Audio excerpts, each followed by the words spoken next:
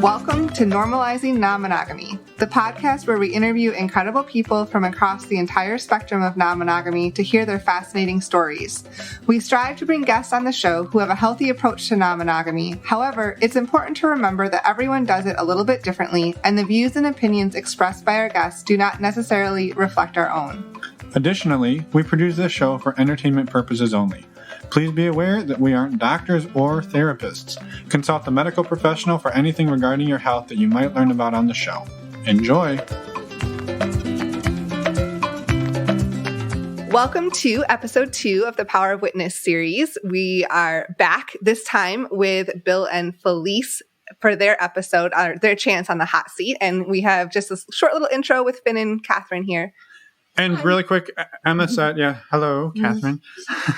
Emma said this is episode 2. If you're like, where's episode 1? Go back. It's actually just the episode previous to this. And it will actually be really beneficial for you to listen to that intro episode. It is long. We know it's long, but there's so much good stuff. It lays a really strong foundation for what you're about to hear in this episode. And so we highly recommend doing that. We also would maybe recommend, if you can, at some point, listening to episodes 42 and 130. These are the episodes in which Bill and Felice came on and shared their story on our podcast. And it will give you some context for this episode and this story you're going to be listening to. And links to all of that are in our show notes, normalizingnonmonogamy.com, or in your little podcast player. Yeah. Not required, but a good idea. Right. Catherine, anything you want to say about this? We usually just ramble together for like an hour during the intro. I just wanted to say that this hot seat session with Bill and Felice is really, I found it to be really powerful. And again, just to reference the chair work, the inner parts work. In this one, we're really going to talk a lot about the pure child and the adaptive child, and the difference here being the pure child, just being that very pure essence of who you are, your wants, your needs, we call it infantile narcissism. This is where narcissism isn't a bad thing. It's when we're that little, we just want it to be all about us. And that is how it needs to be for our survival. And then also when we talk to Bill, we get into the adaptive child. And this is a protector part that learns quickly how best to show up in your family of origin to get the love and approval that you are seeking, even if it means folding yourself into an uncomfortable pretzel now and again and actually suspending your needs. So I just wanted to give some context and some vocabulary words, if you will, about what this pure child, little girl that Felice discusses, and this adaptive child and the way that he was trying to protect Bill. Perfect. Yeah, thank you for that context. And a huge thank you to Bill and Felice for being here and for, sharing so much of their story publicly on our platform. We're eternally grateful. And just a quick note, the sound quality on this is listenable, but it's better than listenable, lady. I spent a lot of time editing this thing. We did our best, and just hang there with us. We know that it's all audible, but I just wanted to give that disclaimer. Nevertheless, thank you, Bill and Felice. And we'll see everybody on the other side. Yeah, let's go. All right. Welcome. Hot seat number 1. So for our witnesses, I would like to encourage you to think back to our feedback lesson about how to give this feedback after you hear Felice and Bill, after I coach them. And it might be helpful for you to have a pen and paper, or if you've got your phone, where you might type some notes if there's something that happens in the session that really speaks to you. Then I encourage you to go ahead and make a note of it right then. Because then after their hot seat time is over, we want you to be able to go back and describe the feedback as if it just happened. Again, remember, if you feel something in your body, to make sure you make a note of that. If there was a certain word that they used, or a turn of phrase, or something that just really landed, remembering that specificity is such an important part of giving great feedback. So please take notes about how this affects you. Okay. All right, Bill and Felice, you got your buns warm, ready for the hot seat? Yes, ma'am. Great. So for the listeners out there, I've had a private consultation with each couple where we discussed a little bit of background. Of course, I've listened to their podcast episodes. Then we talked about what issue that they wanted to bring to the hot seat.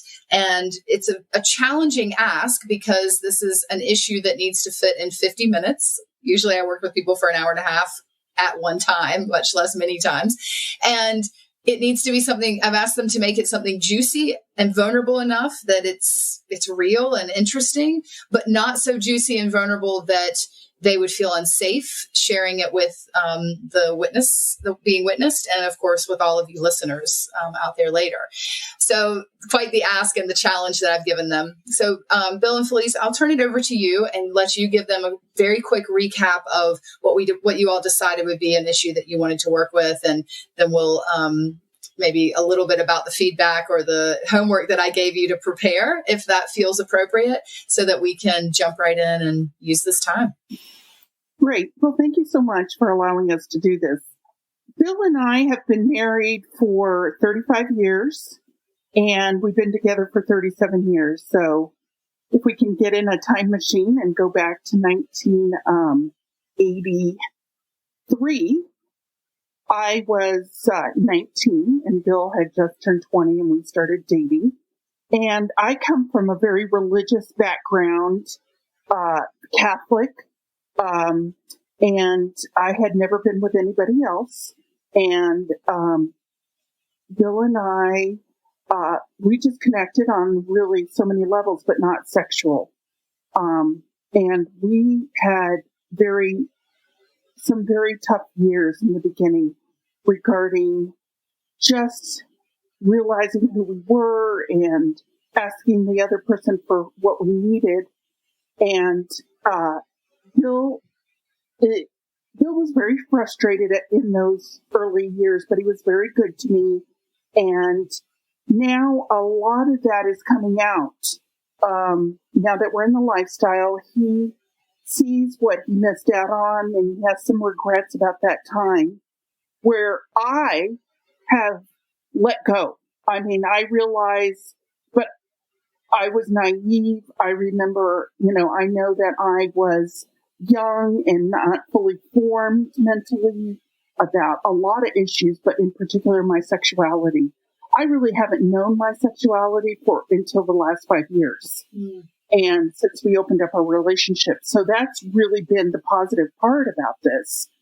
But Bill still holds on to some lingering, I don't know if it's resentment, but worry about being aggressive or telling his truth or being his authentic self. And I often get mad when he brings up those years because I've moved on and I've expected him to move on. Mm-hmm. So he really hasn't. Not that we fight about me then, but it's mostly about him and reconciling that time with me as now. And wait, if you don't mind, let me just say what I remember too, Felice, is something you said about, that it keeps coming up and you can't rectify it. And he'll say like, this is my issue, not yours. But then you said, I still can't help feeling bad for it. Is that? Yes, exactly. Thank you for reminding me. Yes. So I feel like I was his partner and somehow I should have known, or it's what I feel is that it's what's done is done.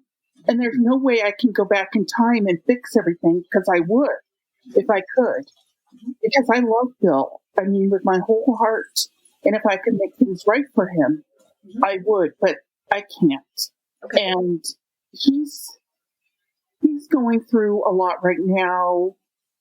And with the COVID and well, I can explain. Yeah, I'll let him. Yeah. And yes, so let me and we'll go ahead and Bill, I'll let you jump into this. But I definitely, actually, if you don't mind, do you mind if we go ahead and put you on the hot seat first, Felice? No, I don't mind. Is that okay, Bill? Yeah.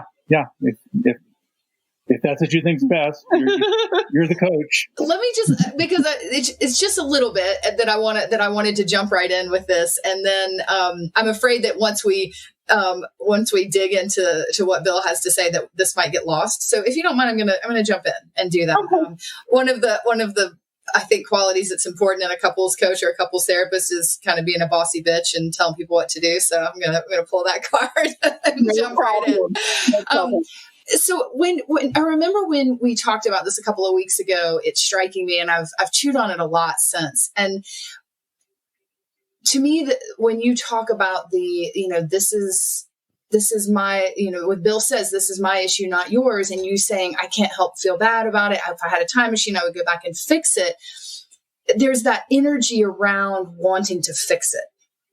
And of course, in my time with you and listening to your episodes on normalizing non-monogamy, your love for Bill comes through so clearly, and your respect for him and wanting to do things to soothe him and shore him up and make him feel wonderful. That is so clear. And it is really frustrating when we can't do something to fix a problem.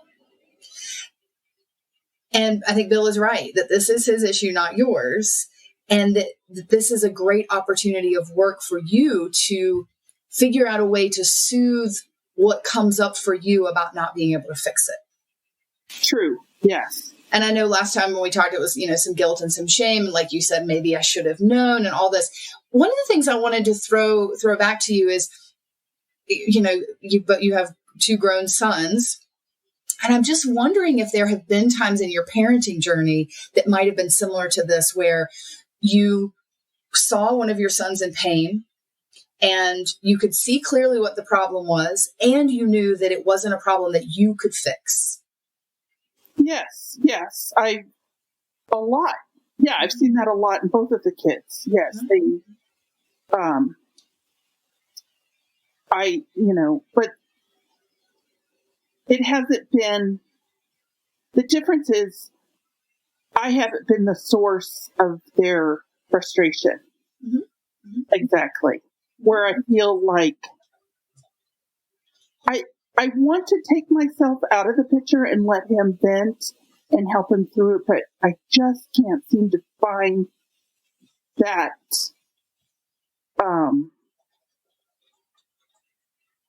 that inside me, because as soon as he starts talking back about the days where we didn't have sex for a couple of weeks, I know how frustrated he was, but, I had to be authentic to me, and I just wasn't the sexual being that I was now. I mean, I had a lot of Catholic upbringing, and it kept saying to me, you are a vessel for children, not for fun.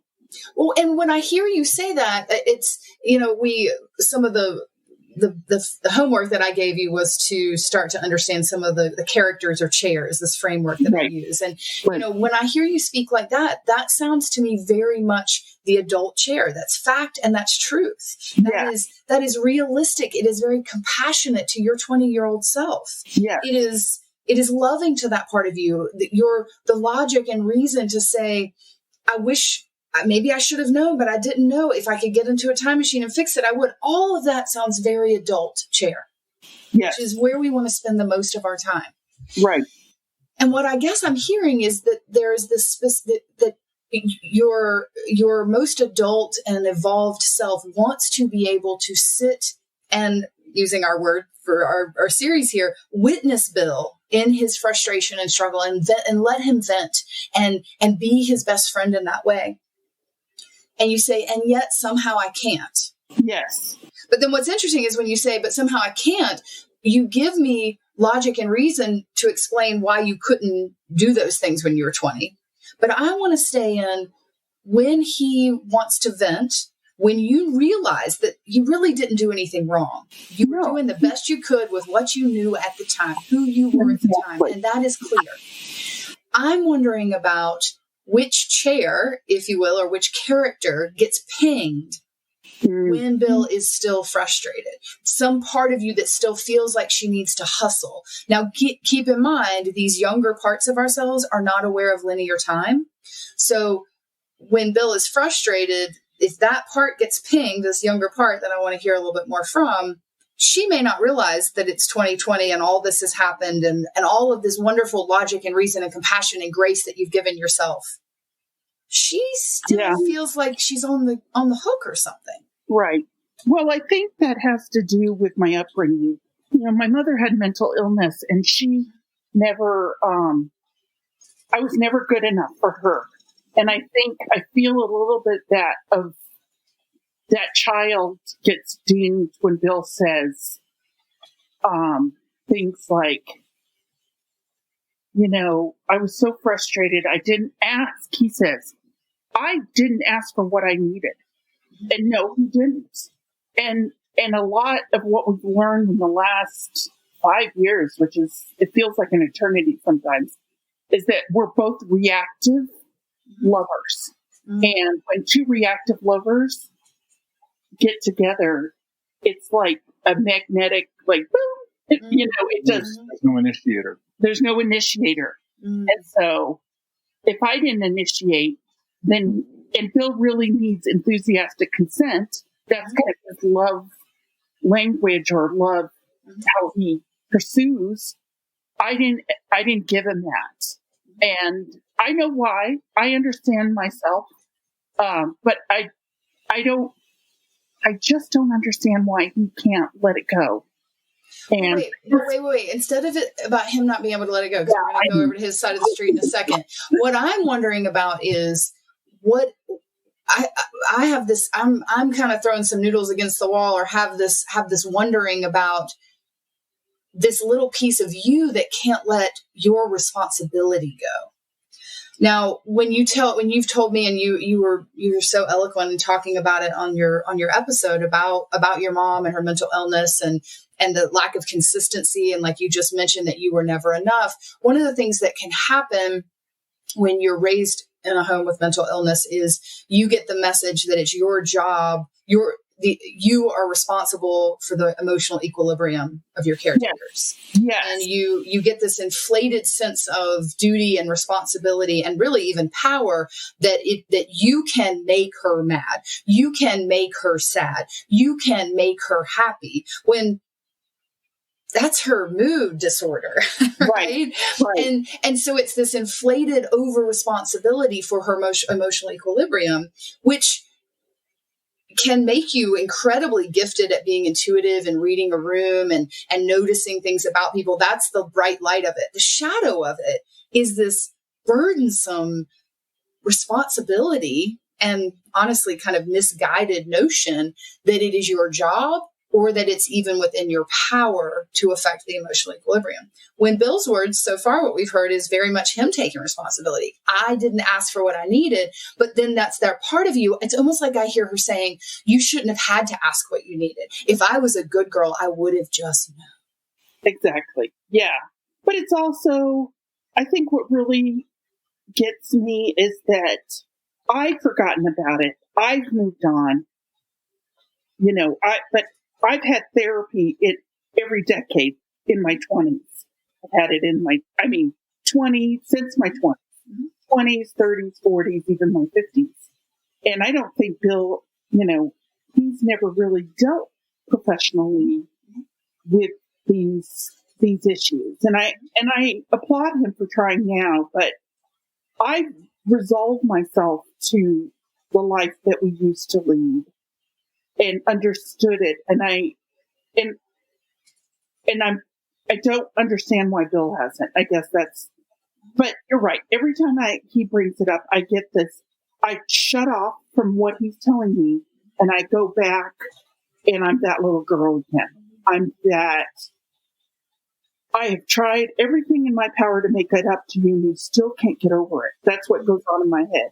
Like, I just want it to be done. Mm-hmm. And And so, and in that, like where you're wanting him to go, it's one of my favorite sayings about codependency. Like, I can't be okay till you're okay. So can you hurry up and be okay? Yes. So I can be okay. Okay. So it's like when he's struggling with that, it's like, I hear you kind of going, oh, my little girl got pinged. She's crying in the corner. Can you be okay so that she can be okay? Okay. Exactly. That's exactly how I feel. Right. So Yeah.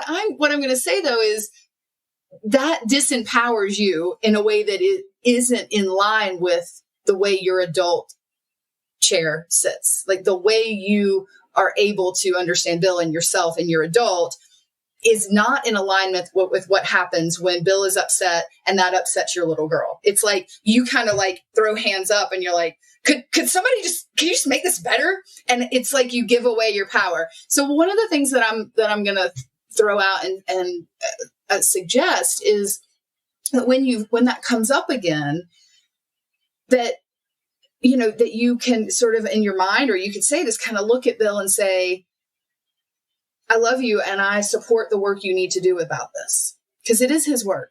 It is. We're about to get his buns toasty on the hot seat in a second.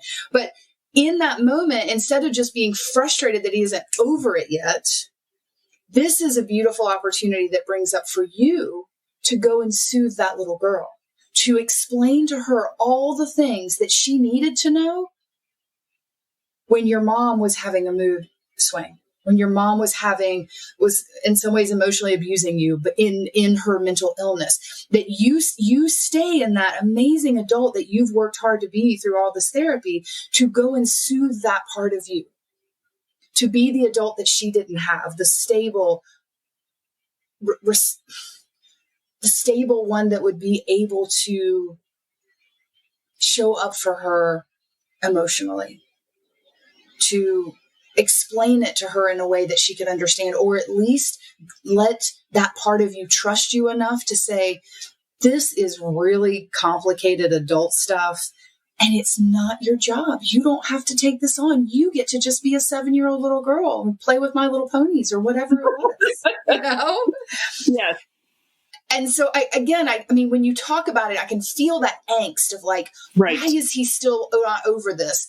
And instead of like going into that angsty giving away of your power is kind of how it sounds. Yes. If that maybe next time you could look at it as, here is my opportunity to do some repair work and some healing, some corrective experience with this part of me that gets pinged, that I wasn't enough, that I should have known, I should have been able to read him. It was my responsibility to keep his emotional equilibrium. That she believes all of that. And none of that is true. Bill's not even saying that's true. Right. But she still believes it and needs you to step in and soothe her and give her a different narrative, a different way to understand it. I understand. How does that land? No, it sounds perfect. It sounds right on. Mm-hmm. Because, yeah, she still keeps coming up. Mm-hmm. Mm-hmm. Yeah. And, some of the resources that I shared with you in my relationship boot camp about the inner child meditation and, really understanding this little part of you better. Keep in mind that it may be hard to access that part, like adult, compassionate, logical, rational you that has done this work. As you lean down to her, if you will, kind of metaphorically, she may be like, who's this middle-aged lady? She just sounds like all those other adults, right? Mm-hmm. Because if you think about where that part of you was sort of frozen in time, adults were not really very trustworthy. They weren't helping you get your needs met. They weren't doing their job. And so while you're the same person, I know this sounds kind of crazy, like multiple personality disorder or something, but I do find that if we personify these parts, it gives us a framework because again, it's like the same thing keeps happening over and over. And you're like, again, you kind of keep saying like, when's Bill going to deal with this? Exactly. Who knows? Bill may never deal with this, but you know what? You have the power to deal with this differently. Right. And that is about you gaining the trust and access to this little part of you that gets pinged when he's upset. and helping. And it might be a slow process at first for her to trust you and to listen to you. She will need a lot of repetition. Remember how when your boys were young, they wanted to read the same book every night? You're like, but look, I got all these books from the library. And they're like, no, I want the same one, because they want predictable repetition. That part, those young parts of us need that. Okay. I understand. Yeah. So, and I'll in our follow up, I'll kind of highlight some other areas that might be in some of the resources that I shared with you that might be especially helpful for you to start to build that relationship with that part of you, and give you some scripting or some tools to start to soothe that part. And then when Bill gets upset about it again, instead of you getting frustrated, you're like, here's my opportunity, because I just felt that part of me get pinged. This is my chance to go take care of her. Yes. I often want to run away and tell them I've got something else to do, or work's calling, or anything to get away from it. I feel frightened, and I do want to run away like a little girl. Mm-hmm. Yeah. And not face the music. Yeah. Now, and I will say that in my experience with this work that I've done personally, the more I have been able to soothe and reparent that part of myself, then I am more able to be adult and aware and hold that space for my partner. So at first it might be like, okay, Bill, you go take care of your parts. I'm going to go take care of my parts. We'll come back and we'll share with each other our successes and our struggles with our parts. But then eventually, I think when you hear Bill saying that, even if you hear that little ping from that little girl, you'll be able to have done some of the work to be able to say to her, hey, remember, this is when you get to go play with My Little Ponies. This isn't about you. Go have fun. And then you can turn in full adult presence to witness the frustration that Bill needs to vent. I got it. While you're sort of protecting her and saying, baby girl, this isn't your ball of wax. You don't even have to worry about this. I got it. Right. Which is what would have been lovely for the adults in your life to have done for real when you tried to take the responsibility for your mom and the emotional equilibrium and all of this, to be like, go play and be a kid. It's not your job to take care of a mentally ill adult woman. Right. But they didn't. But you have a chance to redo it. Thank you. Yes, that makes a lot of sense. Okay. All right. Thank you for letting me jump straight in. And sorry, I kind of cut you off, Bill, but that feels like we're kind of ready to shift over for now. Okay, What's that? I said, okay, coach, you're going to put me in now? Yeah. Let's toast your buns a little bit on the hot seat. I think the thing that kind of instigated all this is a couple of events. And so one is at the beginning, back in March, my mother passed away. My dad's deep in grief. He's threatened suicide and all kinds of stuff. And at the same time, I've had a couple of fairly serious medical things that have come up. Basically are things that probably are genetic that my dad also has. Mm-hmm. So mortality, I mean, the specter of death is feeling kind of big right now. And at the same time, we've had the lockdown and the pandemic. And so I wouldn't say totally, but mostly a lot of the fun and the life that we had been living has been closed down. Mm-hmm. And so I don't feel like we're living. Mm-hmm. And that kind of is what brings me full circle to what happened when I was younger. And just a little more context is, I was a really good kid. So I remember we talked about last time about, like people get to, make sure we have the marijuana and maybe some other fun drugs. Mm-hmm. So the admission about myself is I played by the rules. I was a really good kid. I have never tried any drugs. Mm-hmm. I haven't smoked a joint. I haven't, done anything. Mm-hmm. And now I'm in this place where morally maybe I don't feel that way, but now I have a job that basically prohibits me from doing that. Right. And so if we call it vices, the one vice I can really participate in is sex. And that's kind of been taken off the table for the most part. So all that together, I don't feel like I'm living. and I'm living like I want to, and I'm feeling, I hate to say it, I'm feeling whole.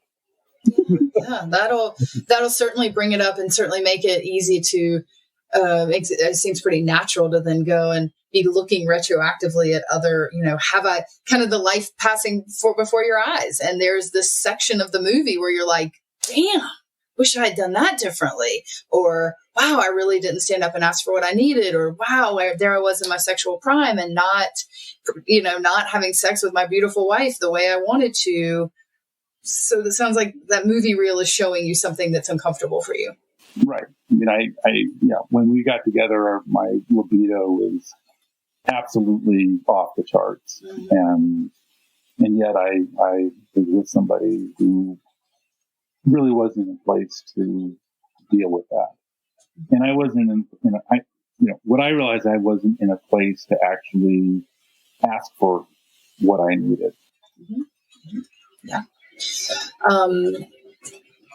Okay. And so when you talk about, when you see this, Felice describes it as you not being able to let it go. Is that how you would describe it too? I keep coming back to that, but I really think it's in the present. It's the frustration in the present of just not being able to make the best use of the time. Mm-hmm. And there's a little bit of the pandemic related frustration eking out over this. Mm-hmm. Part of it's kind of expectation theory, or before the pandemic hit, things were really great. I mean, it was basically, we were having a lot of fun. I think we all were in our stride, and then that just, the walls came down, and all of a sudden things changed significantly. Okay, and so the bringing up your 20, your first 10 years of marriage or so, is that kind of the time frame we're talking about here? Yes. So I guess I'm kind of hearing it differently. That from Felice's point of view, you bring it up frequently, and that it's really about that time. But then as I hear you talk about that, it's more like really your struggle is the present. The struggle's the present. I mean, if I could be, why do you bring it up? I'll tell you why I bring it up. Yeah, that's what she wants. It actually we had the meet and greet, and one of Finn and Emma's questions was about sexual fantasies. If I'm really honest with my sexual fantasies, I have a lot of sexual fantasies that are basically based in that time. Like what I wish I was doing in that time. How I wish we were having sex. That it looked a lot more like now, or somehow I could get her to get with the program and enjoy herself the way she enjoys herself today. And so I think that was one of the things that sort of basically flipped a switch in my head. And I realized how much of that thought in my head was grounded in that time. Mm-hmm. Kind of wishing things were different. So when you talked about that, when you talked about this, when we talked privately, and I think I'm hearing a little bit of it now that you explain this, again, back to these characters that I've introduced you guys to through the relationship boot camp, it almost sounded like a frustrated adolescent, like, and again, tell me if I've got this wrong in any way. I'm kind of putting words in and throwing noodles against the wall here to see, but it almost sounds like, I was always a good boy. I did what I was supposed to do. You shared some things about your family of origin bringing a lot of, some shame to sexuality, and that it was very private. And so, you did the right thing, you got married, and now it should be on. Right. And it wasn't on, and maybe it was like it was supposed to be on and you didn't even have to ask for it. Maybe some of that expectation game, like you mentioned. And yeah, sort of this frustrated adolescent, like I did everything I was supposed to do and I didn't get what was mine. I didn't get what was owed to me. Does that flavor of kind of that, I mean, you've recently hosted, raised frustrated adolescents, I would imagine. Is there some of that tone? I mean, looking at the different chairs, I always felt like I was very much kind of in the younger kind of order and rule following. That adaptive child. Mm-hmm. And that was me for a whole bunch of my life, and that I really didn't undergo an adolescence, basically until midlife. Mm-hmm. Like basically, and this is before we opened marriage, that was when the first tattoos happened. When the first what? Tattoos.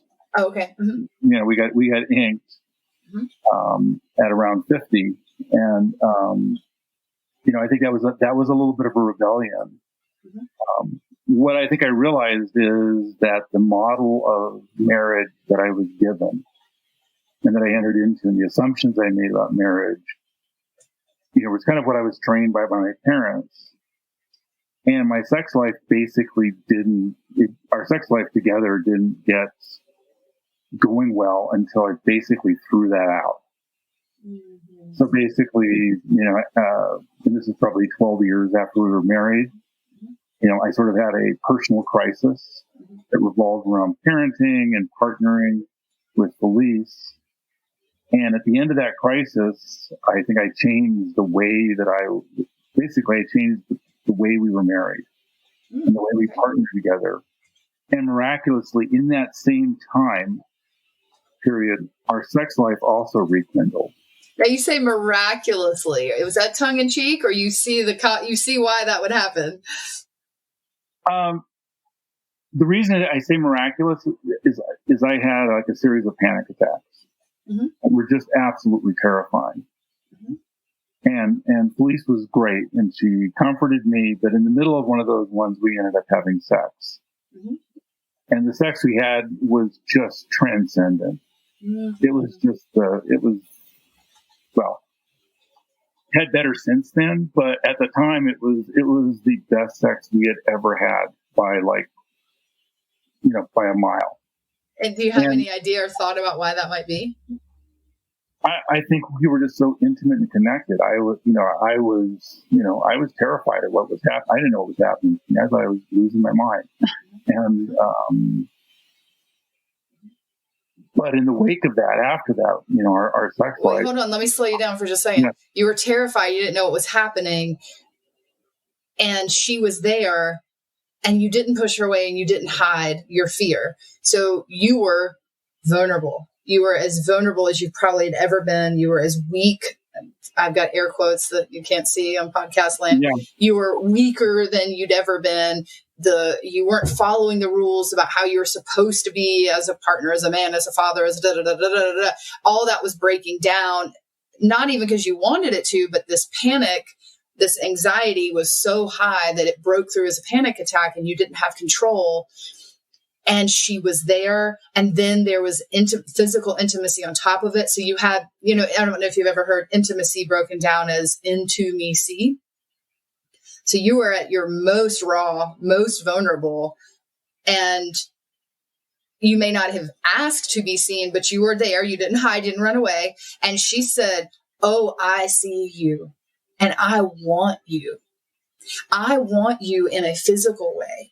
And keep in mind, men are very much socialized to accept and really feel validation from another person, mostly through their penis, because that's the one way we let you be vulnerable. It's orgasm, We want our knights in shining armor to be strong all the time, but you can get the O face. Like, that's the one place. But here you were in this very vulnerable, emotional state. Into me see. She says, "Oh, I see into you, and I love you, and even will validate you in this sexual way," the way that probably you were able to understand the most. It is not miraculous to me that your sex life got better. It makes a lot of sense. It's amazing that you all took a panic attack and turned it into a sexual experience. Brilliant. That's wonderful. But I think so much of that probably was you cracking open, being seen in this way, and loved anyway. maybe loved because of. I don't know, Felice, or I see you smiling a lot in this. That breaking open was probably really profound for you too. Yeah, I don't remember it as well as Bill does, but I do remember it. I remember our house, and I remember the day, like the room, but I didn't know it was so transformative to him, I guess. But he became a better father, a better husband. He stopped. Well, and I think too, his career was, he put in a good, 10 years already? Yeah. And so almost. Almost. And so I think his career was solid. People liked him. They knew he was a hard worker. They knew his genius. So I think all that kind of came to a head all at one time. And he felt like, I don't need to be at work all the time. And I can be home with the family, and I can support, the family issues as well as the work issues. Okay. So you saw this difference. So sorry, I just wanted to make sure that I slowed that down to really, I feel like that's a really beautiful transformational moment that, like I say, even if you didn't say, I'm going to be especially vulnerable today, it's more like, I'm having a freaking panic attack. That vulnerability allowed that really deep connection.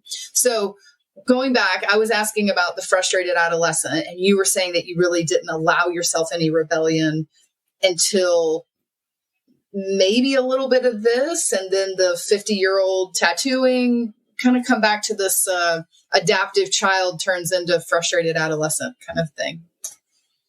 Well, I mean, I just, when I look at it in hindsight now, going back a handful of years, I just was always, played by the rules. And then if I look at the last, 7 or 8 years, I started to break a bunch of rules, like a whole bunch of rules. But before then, I was always the good kid, and it was all my childhood.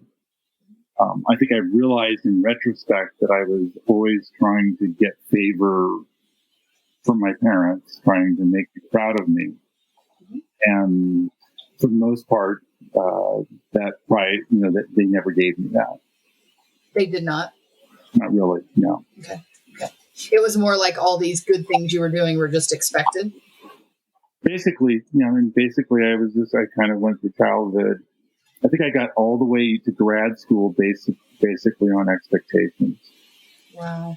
And, and then I did change and start doing it for myself at one point. It was another moment of epiphany. Not quite as dramatic as the panic attacks, but I suddenly started doing my education for myself. And, but that change was when I started, was the first big change. And the second was the panic attack. And then, getting the tattoos was also a very intentional change. You all deciding to take Felice's infidelity and turn it into something that you all could use together to improve yourselves and your life. And that was one of the things that really struck me about both of your episodes is the intentionality, and how with each step and the different ways that you've opened your marriage, there's so much intentionality about it, and we choose this. And to me, it seems like the part of you that was so strong early in life, and really probably until this 12-year mark in your marriage, it was that adaptive child. And that was not an intentional choice to live that way. Adaptive child is a very protective part of us. And we all have it. Different people, cling to it differently, but especially when you are really bound to that adaptive child, generally it's because you believe that you won't be loved if you don't follow the rules. You won't be accepted if you don't fold yourself into the shaped pretzel that the people around you want. So you get real flexible and good at folding yourself into these shapes. But you weren't doing it because, again, like you said, you didn't go all the way. You didn't go to grad school because you wanted to. It's because it was expected of you. And so I'm almost like kind of going back to your opportunity to do some inner character work. Tell me if this sounds crazy. It's almost like I'm hearing it like you might need to forgive your adoptive child.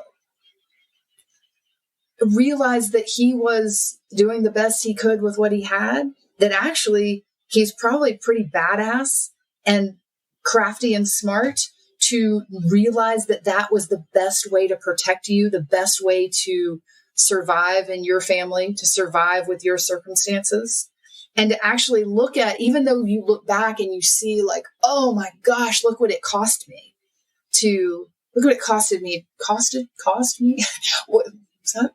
Cost me? Look what it cost me to fold myself into this pretzel and to ignore my needs, to not speak up, to not initiate with Felice, to not speak up for what I needed in all these different areas. Instead of only looking at what it cost you, I don't know, it's almost like the adaptive child. I almost imagine him like with his arms crossed, with his scowl, like, I protected you and you are not even appreciating me. I'm not letting this go. It's like it's like static between you and that part of you, like adult you and this part of you.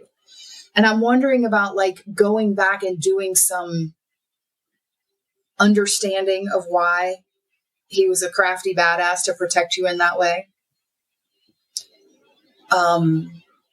Feel some empathy and even sadness for how scared you must have. Scared might be, I'm going to just go with scared. There's probably a better word as you dig on this to make it uniquely yours, but scared you were to be yourself. And so this part of you that kept you in line, kept you following the rules, that made you miss out on things you really would have loved to do, to be able to have some empathy and love for him and forgiveness for him. I don't know. Does any of that land or resonate? I know that, several of the women that I see who've become good friends have said, they see all that I accomplished when I was in that, when I was in that time, I accomplished so very much. Mm-hmm. A lot of really remarkable things that at least for them, they see as being a lot. Mm-hmm. That they, in a sense, wish that they could have accomplished. Mm-hmm. And then the flip side is I get to see the fun things that they got to do.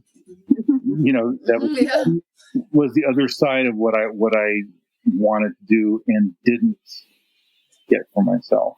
Mm-hmm. And so that's kind of the frustration. I mean, maybe you can't have it all. Mm-hmm. I got a lot from that rule follower. Right. Absolutely. And again, you wouldn't have chosen to be a rule follower if it didn't give you something. I mean, these protector parts of us don't come up with a way to protect us out of the blue or in a way that's going to hurt us. Like in the moment, it's resilient, it's adaptive, it's amazing, really, that little parts of ourselves figure out ways to protect us. It's the beauty of how resilient children are and humans are in general, right? So there is this bright light, the success you had, your achievement, your accomplishments, your ability to have a goal and meet it. That's the bright light that came from that adaptive child. And any bright light casts a shadow. I mean, I know if you put it in those terms, I think what I was trying to deal with, was a military father, mm-hmm. Who had absolutely no tolerance whatsoever for vices. Mm-hmm. So that was the one thing that was very clear. There were no vices that were going to be tolerated. Mm-hmm. Well, right. Sex was maybe expected, mm-hmm. But it was sort of not tolerated, and for God's sake, avoid slutty women. Mm-hmm. Stay away from those sluts. And, but certainly no smoking, no drinking, no drugs. Those are absolutely forbidden. Where my mom fits into that is a lot harder for me to unravel, to be perfectly honest. I'm going to unfortunately pause you on that one because we don't have time for that can of worms. But I will say that is interesting to, like, what you just said, the way that you acknowledged maybe why that adaptive child kept you folded in the rule following pretzel shape.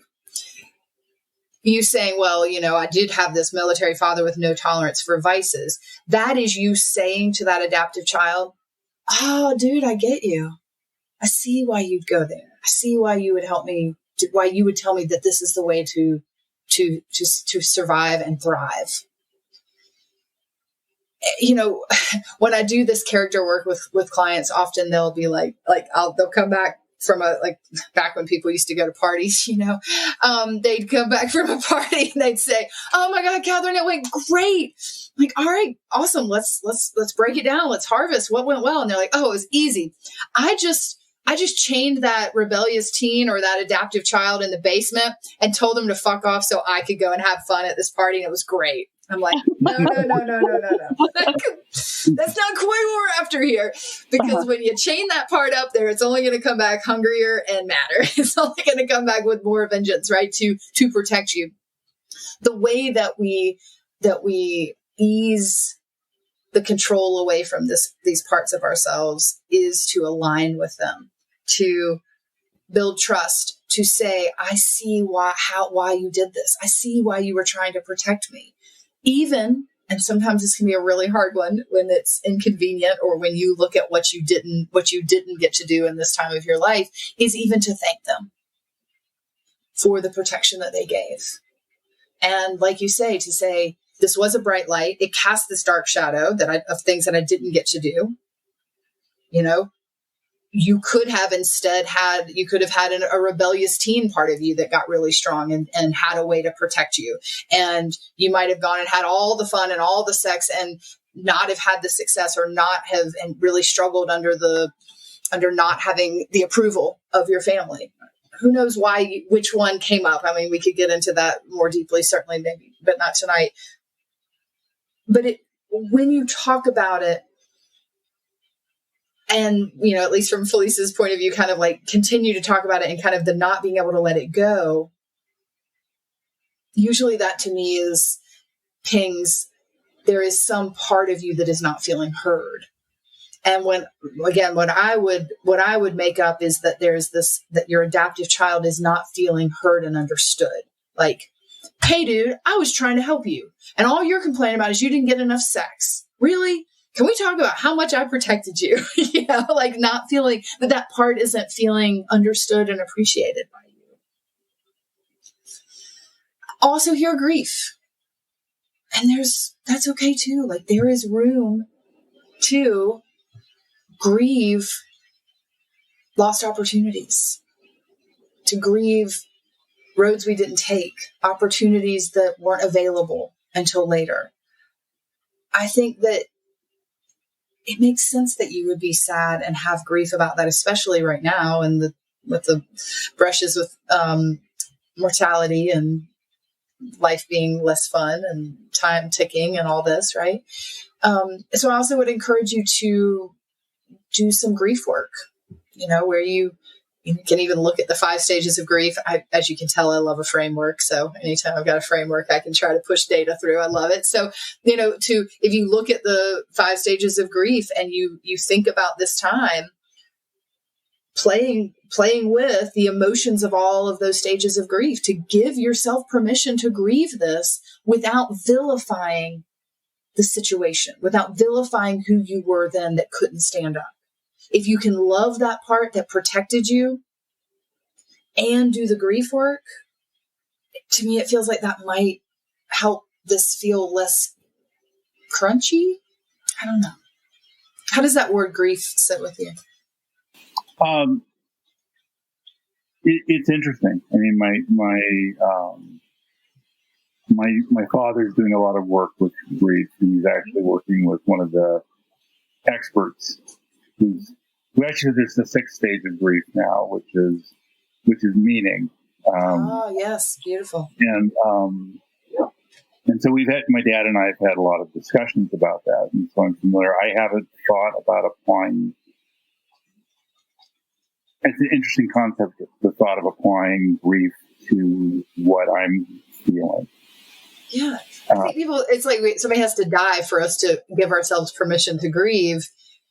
But I really believe that the intention and being intentional about grief work is really powerful. And we can apply that intentionality and use grief work around a stage of life, or, you know, as your children move on and they're not dependent on you anymore, and you grieve letting go of being an active father, an active mother. There are different stages of our lives that we need to grieve as well. So that might be an interesting. I mean, there was a suggestion that this researcher made that actually the pandemic was a societal grief, that we were all grieving our lives, and certainly I've mentioned that in the sense of what's going on right now, in the sense of grieving the life that we enjoyed before. Absolutely. And, but, maybe the idea of taking it more broadly to grieving what happened kind of through we'll say roughly my 20s, or even my late childhood in my 20s, is something worth thinking about. Yeah. I think you're onto something. Okay. So we're going to go ahead and wrap up, and I always like to finish a session with takeaways. So I'll ask each of you. So a takeaway is something that landed, resonated, something that's kind of stuck in your craw and you need to think about it more, an action that you want to take, anything that you're taking away from this time that you've spent examining this. Whoever wants to go first. Well, I think that I've worked so hard to almost like forget my childhood or reconcile my childhood that it's a little frightening to think I have to go back there and regroup with that little girl. Mm-hmm. But that's my only takeaway, that I can do it, but I've worked so hard forgiving my parents and forgiving myself, that I thought that I was past it, but this is, this is it's going to be hard, but I'm going to try it. So that's my only takeaway from it. Yeah, no, that's a great takeaway of kind of like, again, something stuck in your craw. I will mention that for me, I don't see inner child work as something that is a static process that we do and then it's done, because we're not like putting that part of us to rest. That part's not going away. Right. It's more like how to have a relationship with these parts so that they feel seen and heard by the adult you, so that they don't pop out in an inconvenient time. Like when you're at a party and you're like having great sex, and then all of a sudden you like feel left out and jealous, and this little part of you needs soothing. Like that's really inconvenient and annoying, right? Or in this setting where you're saying, I want to hold space for Bill. I want to help him, let him vent. I want to help him maybe grieve this. And I'm not able to do it in the way I want to. It just means like, okay, because that's some part of you that's speaking up and saying, hey, I need a little attention over here. And that doesn't mean you haven't already done amazingly good work. This isn't about us now going and vilifying your parents. It's none of that. No, it's more about continuing the work you've done. With the work you've done will have set the stage to be able to probably access this part of you pretty easily and soothe her pretty easily. You're just continuing the work. Okay. It's not starting over, or like you didn't do enough, or this isn't opening the can of worms again. It's just continuing the conversation. Okay. Thanks. Yeah. And it is scary. So And it takes bravery to go in there. So I wish you well on that. How about for you, Bill? Takeaway? I think there's two things, and I was thinking, and I think there's a connection, which is, so one is, I'll put it into other words, but giving credit to that adaptive child and what that adaptive child did to get me through life and survive. And then I think the idea of applying the stages of grief to what I'm going through. And ultimately think it may come full circle, which is, in meaning, there may be a path to also congratulating or, accepting what that adaptive child did. But I think that's a very meaty way to look at the issue. That's worth a lot of thought. Wonderful. All right. Thank you so much for jumping into the hot seat for us. You guys can take a big deep breath. You're off the hook. You can sit back and listen to others. So everyone, I'm going to ask everyone to take turns. Actually, I probably will. Well, we'll take turns unmuting and giving feedback. Bill and Felice, we will come back to you and ask you to report. You'll be the last ones to talk. And I'm going to ask you to report to us what it felt like to be on the hot seat. And then I'll also ask you what it felt like to hear the feedback. So you're not completely off the hook yet. So just want to let you know I'll be coming back to you for that. Okay, great. Thank you so much, Catherine. Thanks. Absolutely. Thanks, Catherine. This was really useful. Good. I'm so glad. All right. So our witnesses who would like to unmute and share some feedback. I think we're good to go. Oh man, Bill and Felice, so many phrases that I caught. Felice, you said what's done is done, and there's no way to go back. And just being in that space of understanding, forgiving your past, but knowing so keenly that every step of the past has brought you to the awesomeness where you are today. That's been something that I know I have really worked with, and I see that in you guys. Like every step of your past is what has brought you to be the amazing humans you are today. And I know too that, like, listening to you guys, Felice, you talked about a lot of conservative religious nonsense that went on in your life. And Bill, you were always the good kid, and boy, do I ever resonate with that. Because, same here. Like, if there was a right way of doing it, I'd find a righter way, a better way. And so, not having that trial and error as a young kid, and now I'm 40, experiencing that is really difficult. But there's something, like, I just go back to the part that, what if that's what brought you here? There's so many people who never get this opportunity. And I look at, like, the conservative, the pressure that, it's like diamonds. The pressure that builds us is what creates the beauty around us. And I see that in you guys. So that's top row for us, for me. Thank you. Thanks. Yeah, Bill and Felice, thank you so much for being brave enough to do this. I think it's awesome. Felice, I really connected with you on the repressed sexuality and, being taught that you were a vessel for children and things like that. If you've listened to our podcast, we have a very similar background in that. And Bill, I resonate with you in the part of, I didn't ask for what I needed. And the guilt and the shame that I carried on that, like what the fuck, this was all out here and I didn't know it. Like, I didn't know I could ask for it. Like it's easy to let that spin me. It still is. And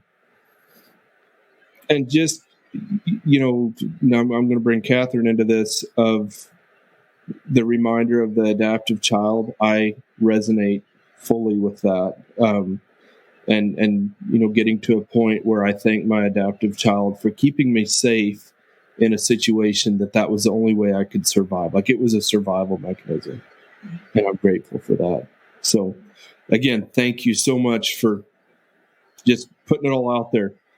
It's brave. Yes, thank you. Thank you. All right. Thanks, Jack and Jill.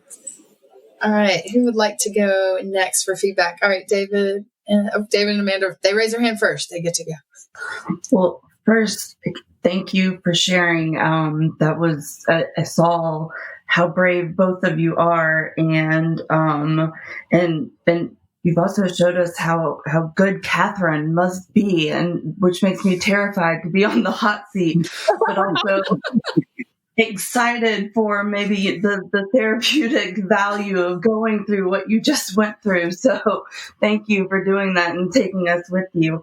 For Felice, for me, it started with hearing you talk about wanting to fix things for Bill, and obviously, I resonated with that. But then, when you brought up your mom and living with mental illness, and what that did for your childhood, but then also hearing you say that you've come to not grips with it, but a place of understanding about it, and forgiveness towards your mother and forgiveness of yourself. But then also you're hearing your takeaway, and Catherine saying that it's not, because I have also those things, and so it resonated with me, but feeling like you kind of always have to live with that, and that as it's continued work, and that is also kind of terrifying.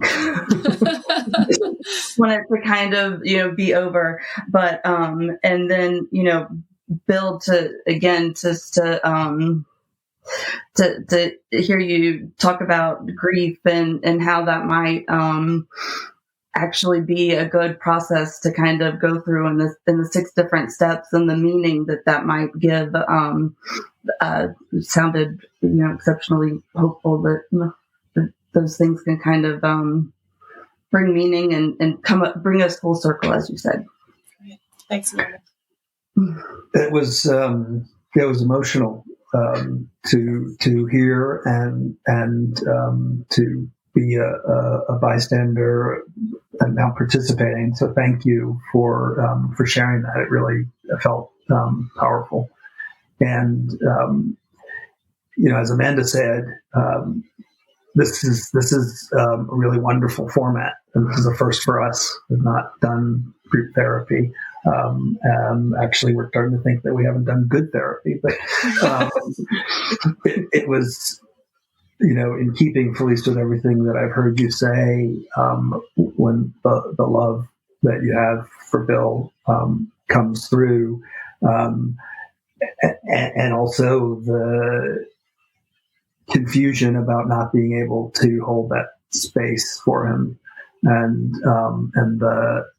it being hard for you to hear, hard for you to be there for him, because it was raising your own defenses, and I could feel that, and really that was powerful. So thank you for sharing that.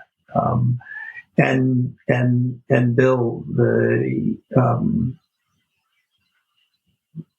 working through in your head, miss time on this earth, doing other things, and not enjoying what I think we all would agree is the greatest, which is the company of other people, and the things that can lead to. You do, I think, and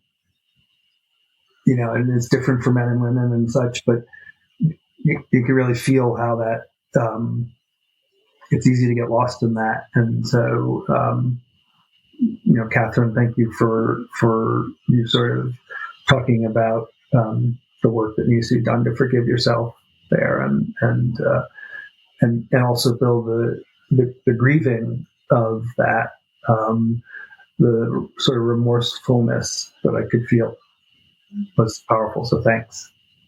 Thank you, David. Great word, remorsefulness. Yes. Yeah.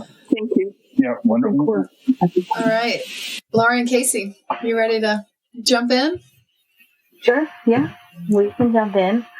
So I took I took some notes, and I'm just going to start with saying thank you both for being here and sharing your story and, sharing this one piece that it seems like kind of a sticking point for you both. And I appreciate that. And I kind of can appreciate that you've already been doing a lot of work. It sounds like you both have been, doing a ton of work, especially when, Bill, you brought up maybe why you're feeling this way when you were saying, you were feeling like this sense of mortality, your own mortality. And that, to me, that just, I felt it in my gut. I've been feeling that lately. I don't know if it's from COVID or I work in an industry where I see a lot of people at end of life. And so you feeling like maybe you weren't, living your full life or part of your life just really hit me in the gut. So thank you for sharing that.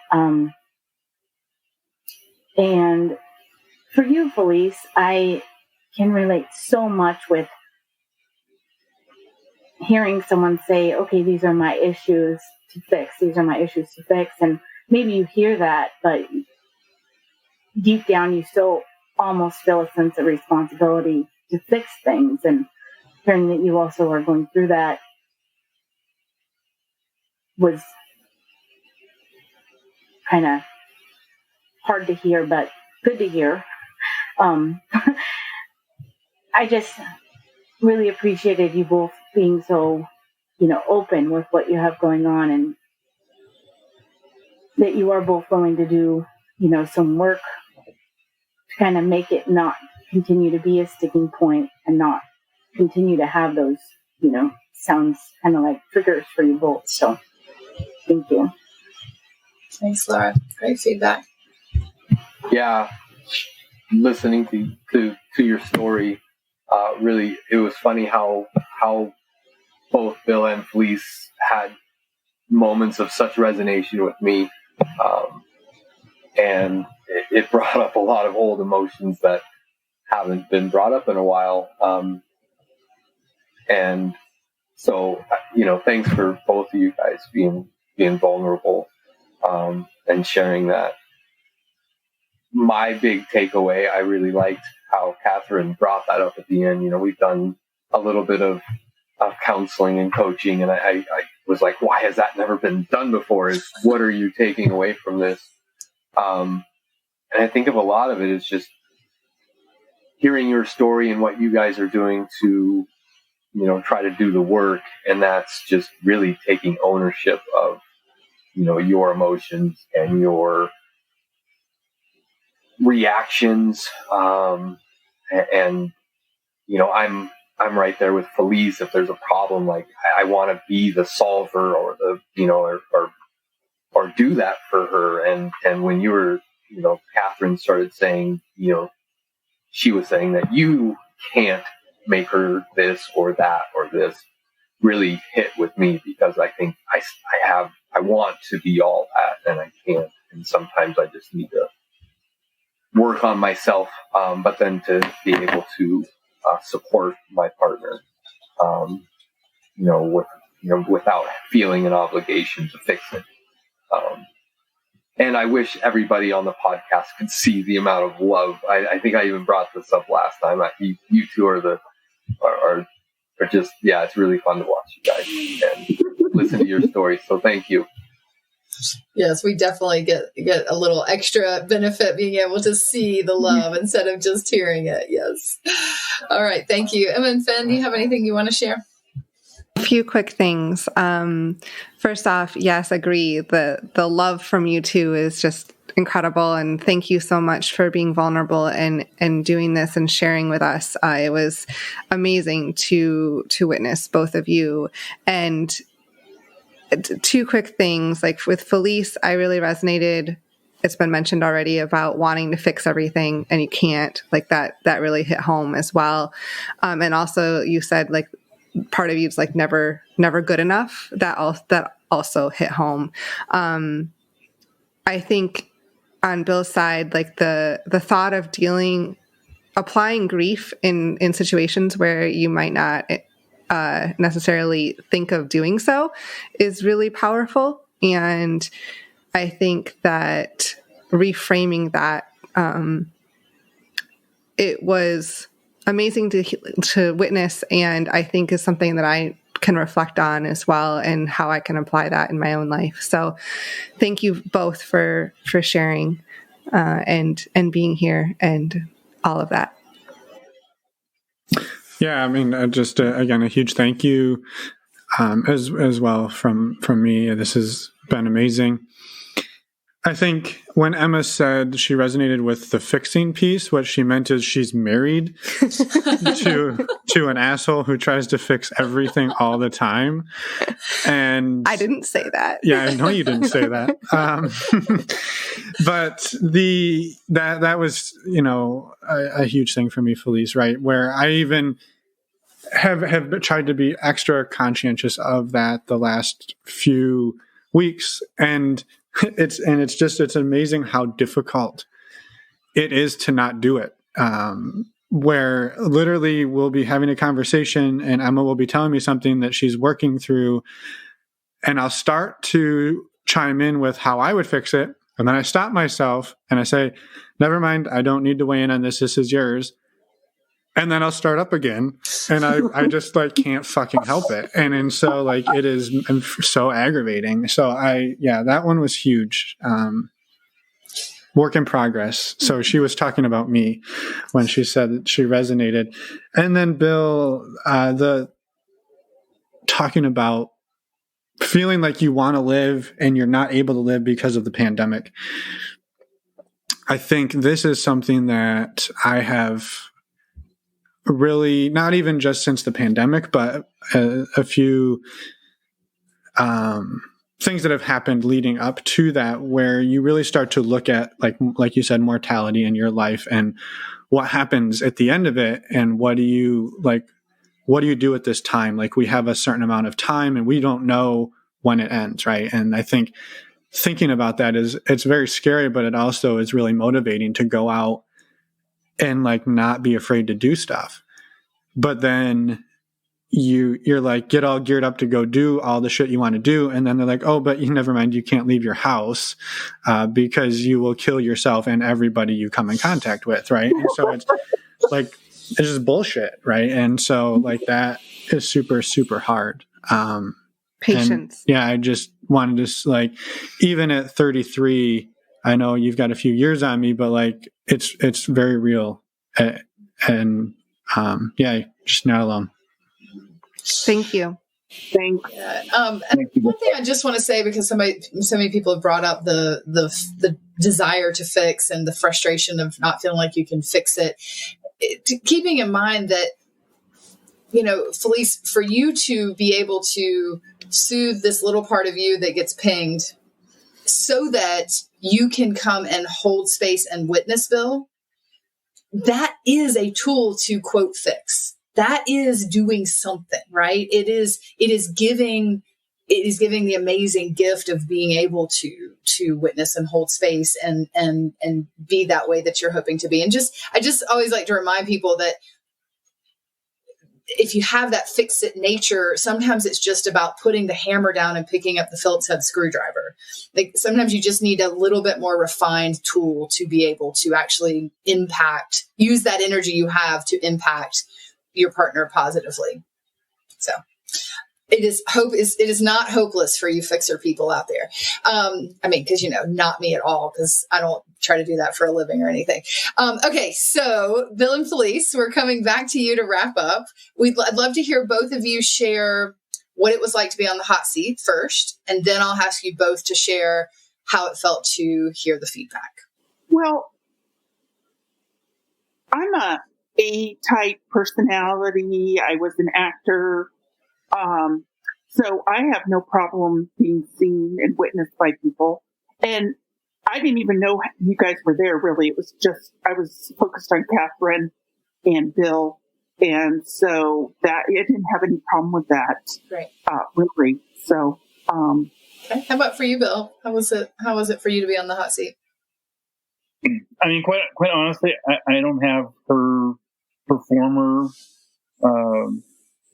but on the other hand, professionally, I do public speaking all the time. Modulo the mic issues. But I do a lot of public speaking, so it really is not uncomfortable. And I think I've gained the ability to show some vulnerability. That I see the benefit of that. I'm like a super big fan of Brene Brown. I think she's awesome, yes. And so I try to take that advice and that way of looking at things to heart. Absolutely. Yeah, I'm actually realizing I always ask this question when I do these Power of Witness groups. And you guys are definitely an interesting sample, because obviously you don't mind putting yourselves out there vulnerably if you've already been on a podcast. So it might not be as difficult for you all to be on the hot seat. But okay, so then if you'll both report back and give us some feedback about what it felt like to hear the feedback. The feedback was good. Did I say I was trying to fix Bill? Because I'm not a nurturer and I don't try to fix people. I just want, what is happening is I'm trying to run away from him and finish this conversation. So I go, get over it. So I am not a fixer. I mean, I do that at work reluctantly, but I'm not a nurturer. I wasn't a super good mom that way. I'm always like, get on your boots and get your bootstraps up and figure it out yourself.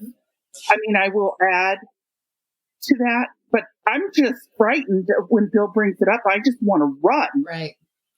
I think maybe it was when you said that about if you could get in a time machine and go back and I could fix it. Then, right. Yeah. I would if I put my 6-year-old body into my 19-year-old body, but I had my head, I'd fuck his brains out. Yeah. Love it. Every day, twice a day. He couldn't be walking. So Felice, how was it though to be witnessed and to hear how you sharing impacted others? How did that feel for you? Gosh, I don't know. I mean,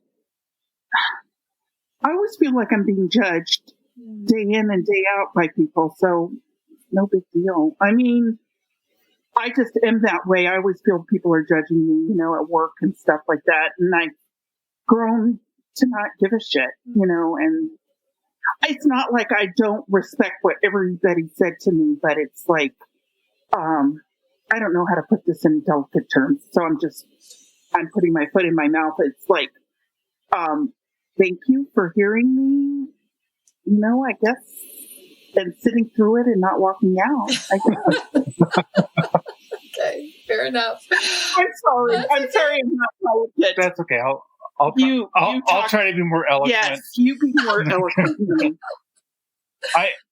The word I feel a lot of gratitude for all of you to share this time with us. I really just, I'm very grateful for each of your attention and your words, for being here. I will say, I think Catherine gets, the gold star with the grief suggestion. That was really that really felt like a moment of brilliance just to make that suggestion. Thanks. You were all here to witness her brilliance in figuring that out. Now I've got to go do the work and chew on it. Yes. But really just a lot of gratitude for your presence and just for sharing this time with us. Yes. Thank you all for your time. I do appreciate that. I'm sorry I'm sounding so callous. It's great that's a benefit of you. Like you say, you have built yourself up enough to not feel as what's the word, influenced by what people are thinking about you or saying, and that's a lovely skill that I think many of us could use more of. Well, if you got me when I was 20, I'd be all crying because they're all saying stuff to me. Right. But that's why she's great at parties. Yeah. Why? Because I don't give a shit. Because you don't give a shit. You just go for it. Yeah, I do tend to do that. But that's my authentic self. Yes. I don't want to be sitting around second guessing myself. Right. Well, thank you both so much for being willing to go first and jump right in. And thank you, Bill, for your kind words. That was really, really sweet about what I said. I'm glad that it was helpful.